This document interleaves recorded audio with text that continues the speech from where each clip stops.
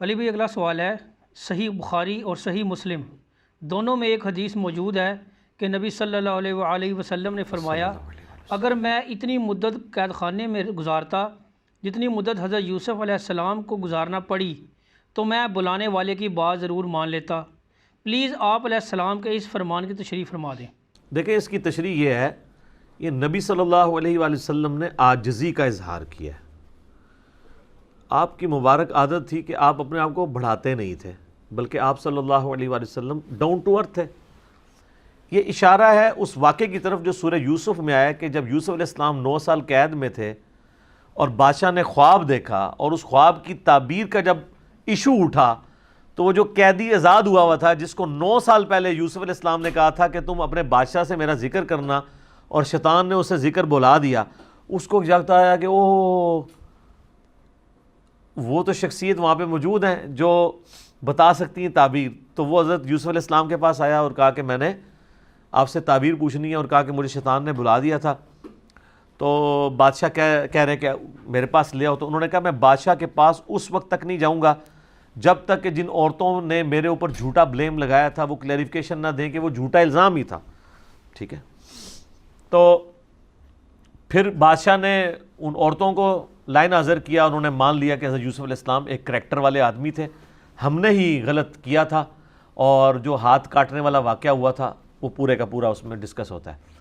پارہ نمبر 12 کے اینڈ پہ جا کے آلموسٹ یہ آیات آتی ہیں۔ تو نبی علیہ السلام نے کہا کہ بھئی حضرت یوسف علیہ السلام کے صبر کو داد ہے کہ 9 سال بغیر کسی وجہ کے جیل کاٹی، اور جب جیل سے نکلنے کی باری آئی تو غیرت ایسی جاگی کہ نہیں نکلوں گا جب تک میرا الزام مجھ سے دور نہ ہو۔ اور نبی علیہ السلام نے اپنی یہ عاجزی کا اظہار کیا کہ میں ان کی جگہ ہوتا تو میں اتنی نٹی گریٹیز میں نہ پڑھتا، میں جیل سے جان چھڑاتا کہ یار اس جیل سے تو جان چھوڑے۔ حضرت یوسف علیہ السلام اتنے غیرت مند تھے اور اپنے اس موقف کے اوپر اتنے ڈٹے ہوئے تھے، انہوں نے کہا میں جیل خانہ چھوڑنے کے لیے تیار نہیں، پہلے مجھے کلیئر کرو۔ تو یہ نبی علیہ السلام نے ان کی تعریف کی ہے۔ صحیح بخاری میں حدیث ہے، نبی علیہ السلام نے فرمایا کریم ابن کریم ابن کریم ابن کریم، یوسف بن یعقوب بن اسحاق بن ابراہیم۔ تو نبی علیہ السلام کی مبارک عادت تھی کہ آپ انبیاء کرام علیہ السلام کے لیے اس طرح کے جزوی فضائل جو اللہ نے ان کو دیے ہیں وہ بیان کیا کرتے تھے۔ بخاری مسلم میں حدیث ہے قیامت والے دن سب کے سب لوگ برہنہ اٹھائے جائیں گے، سب سے پہلے ابراہیم علیہ السلام کو لباس پہنایا جائے گا۔ بخاری مسلم دونوں میں حدیث ہے، ایک یہودی اور مسلمان کا جھگڑا ہوا، یہودی نے کہا کہ اللہ تعالیٰ نے موسیٰ علیہ السلام کو تمام جہان والوں پہ فضیلت دی ہے، مسلمان نے کہا نبی علیہ السلام کو فضیلت دی ہے، دونوں کا جھگڑا ہوا، مسلمان نے غصے میں تھپڑ مار دیا یہودی کو، وہ مقدمہ لے کے نبی علیہ السلام کے پاس آیا، آپ علیہ السلام نے فرمایا مجھے یونس کے اوپر بھی فضیلت مت دو، حالانکہ یونس وہ ہیں جن پہ اللہ تعالیٰ نے گرفت فرمائی ہے، 3 دن اور 3 رات تک مچھلی کے پیٹ میں رہے ہیں۔ اور سورہ صافات میں آیا کہ اگر وہ اندھیروں میں ہمیں نہ پکارتے تو اسی دن مچھلی کے پیٹ سے نکالے جاتے جس دن مردے اپنی قبروں سے نکلیں گے۔ اور سورہ الانبیاء میں وہ دعا آئی ہے لا الہ الا انت سبحانک انی کنت من الظالمین۔ تو نبی علیہ السلام کہہ رہے ہیں مجھے یونس میں بھی فضیلت مت دو۔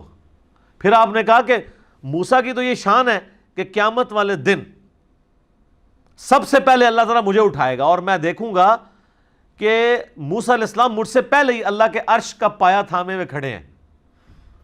مجھے نہیں پتا ان پہ قیامت کی بے ہوشی نہیں طاری ہوئی، اس بے ہوشی کے سبب جو دنیا میں کوہ طور والی جو انہوں نے دیکھنے کی خواہش کی تھی، اس کے بدلے اللہ تعالیٰ ان پہ قیامت کی بے ہوشی نہیں کرے گا، یا مجھ سے پہلے ہی اللہ ان کو اٹھا لے گا۔ یعنی یہ ان کی جزوی فضیلت آپ علیہ السلام نے بیان کر دی۔ تو یہ آپ کی مبارک عادت تھی، آپ اس طرح کے الفاظ بیان کرتے تھے۔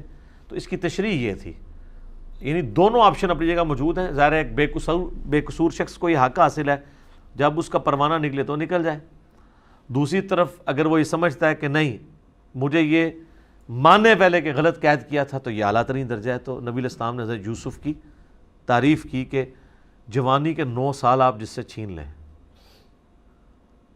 ٹھیک ہے، تو وہ شخص صبر کرے اور بغیر کسی وجہ کے، الٹا سازش دوسرے لوگوں نے کی ہو۔ آج کی جیل کاٹنا مشکل ہے، اس زمانے کی جیلیں کیا ہوا کرتی تھی؟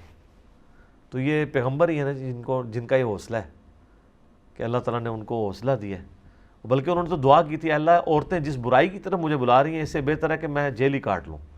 تو انہوں نے سمجھا جیل میں مجھے یہ پروٹیکشن ہے، کم از کم عورتوں کے فتنے سے بچ جاؤں گا. اور آپ کو جیل نہیں کاٹنی پڑتی عورتوں کے فتنے سے بچنے کے لیے، صرف چھپی دوستیاں ختم کرنی پڑتی ہیں، نگاہوں کی حفاظت کرنی پڑتی ہے. لوگ تیار نہیں ہوتے. یوسف علیہ السلام نے تو جیل کاٹنا گوارا کر لی. ویسے جو لوگ کہتے ہیں نا جی ہم سے بد نگاہی والا مسئلہ ہے، تو ان ساروں کو جیل میں ڈالنا چاہیے. اور یقین کرو پاکستان دی جیل اینے مچھر جے، ایک دن ہی ساری بد نگاہی تھوڑی بک جائے گی جے. لوگ تو کہتے ہیں لوگ شاید جیل سے سمجھتے ہیں جو یہ فلموں میں جیلیں دیکھتے ہیں. سر جیل میں ایک دن گزارنا، نہ پنکھا، نہ کھانا درست، مچھر، ٹوائلٹ بھی سائیڈ پہ، اندر میں ہی سائیڈ پہ ہی جگہ اوپن بنی ہوئی ہو، بدبو بھی آ رہی ہو، آپ امیجن نہیں کر سکتے اس ماحول کو. اسی لیے آپ دیکھتے ہیں جو لوگ 8-10 دن نکال کے آ جاتے ہیں نا، ذرا ان سے ذرا پوچھیں، کوئی بہت بغیرت علادہ بات ہے، چھوٹے موٹے بندے کہتے ہیں توبہ توبہ جی. وہ کئی لوگوں کے تو انٹرویوز بقاعدہ چھپے ہیں، وہ کہتے ہیں آپ کو گالی دیتا ہے نا، آپ اس کو کہ یار 2 گالاں اور دے دے، میں تیرے سے ہاتھ نہیں چکڑا، کیونکہ بعد میں جو میں نے جیل کاٹ رہی ہے تو گال نہیں اور دے لے. ٹھیک ہو گیا جی. جزاکم اللہ خیر. علی بھائی اگلا سوال ہے، مجھے آپ کے ذریعے عمر سیریز کا تعارف ہوا ہے، لیکن بڑی کوشش کے باوجود یوٹیوب پر اردو ڈبنگ والی عمر سیریز نہیں مل رہی. پلیز اس حوالے سے کچھ رہنمائی فرما دیں. دیکھیں جی، یہ کوارنٹین کا جو آپ کا اس وقت زندگی کا حصہ گزر رہا ہے، اور اوپر سے نور علی نور، رمضان شریف کا مہینہ بھی آ گیا ہے، شیطان بھی قید ہے، دل بھی نیکیوں کی طرف مائل ہوتا ہے. تو میں سب سے کہوں گا کہ اس رمضان میں اردو ڈبنگ والی عمر سیریز ایک دفعہ دیکھ لیں. اور وہ دیکھنے سے پہلے میرا ایک عمر سیریز کے تعارف کے اوپر آلموسٹ 44 منٹ کی ویڈیو ہے یوٹیوب پہ، وہ آپ ضرور دیکھیں، تاکہ آپ کو پتہ چلے کہ نبی علیہ السلام کی مبارک زندگی کی ریولوشن اعلان نبوت سے 6 سال پہلے سے لے کر رومن اور پرشین امپائر کے گرنے تک، ٹل سیدنا عمر کی شہادت تک، یہ پورے کا پورا حصہ، اس کے میجارٹی پورشن انہوں نے عمر سیریز میں، قطر والوں نے 30 اقساط کے اوپر اہل سنت میں جو بڑے بڑے علماء ہیں، ڈاکٹر علی سلابی اور ان کے استاد یوسف القرداوی، وہ کنسلٹنسی انہوں نے دی ہے، وہ فلما دیا انہوں نے، اور پکچرائزیشن اور کردار جو انہوں نے چوز کیے، کمال کام کیا. چند ایک چیزوں سے آپ کو اختلاف ہو سکتا ہے. یوٹیوب کے اوپر میں نے اس تعارف میں بتایا تھا کہ وہ ایم بی سی والی جو کمپنی نے یہ بنایا ہے، انہوں نے اپنے رائٹس رکھے ہوئے، وہ آپ چھوٹا سا بھی کلپ اپلوڈ کریں وہ اڑا دیتی یوٹیوب اسے، کاپی رائٹس کے چکر میں. یوٹیوب کے اوپر تو وہ آپ چڑھانے سے رہے.